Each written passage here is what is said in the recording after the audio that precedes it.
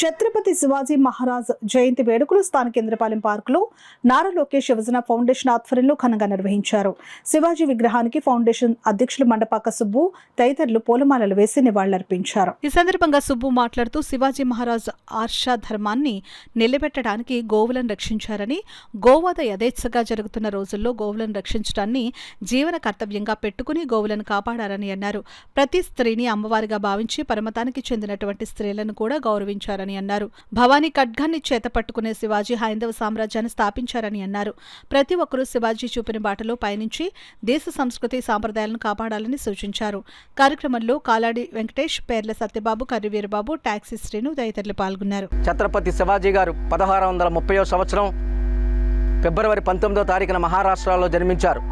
వారి తల్లిగారికి తండ్రికి పుట్టిన పిల్లలు చనిపోవడం వల్ల శివపార్వతి భక్తుడవడం వల్ల శివాజీ అని పేరు పెట్టారు. మొఘలుల కాలంలో భయమేంటో చూపించిన మహా యుగ పురుషుడు మన శివాజీ గారు. శివాజీ గారు మన ముందు లేకపోయినా ఆయన పేరు మీద ఎన్నో విగ్రహాలు, విమానాశ్రయాలు, రోడ్డులు అనేక ఏ రాజుకి కూడా ఈ దేశ చరిత్రలోనే లేవు. అలాంటి యుగ పురుషుడు ఆదర్శంగా తీసుకుంటూ ప్రతి యువకుడు, ప్రతి హిందువు, ప్రతి మహిళ మన సనాతన ధర్మాన్ని కాపాడుకోవడానికి మనం చాలా శ్రమించవలసి ఉంటుంది. అదేవిధంగా మరొక్కసారి మా శివాజీ గారికి జయంతి నివాళులర్పిస్తూ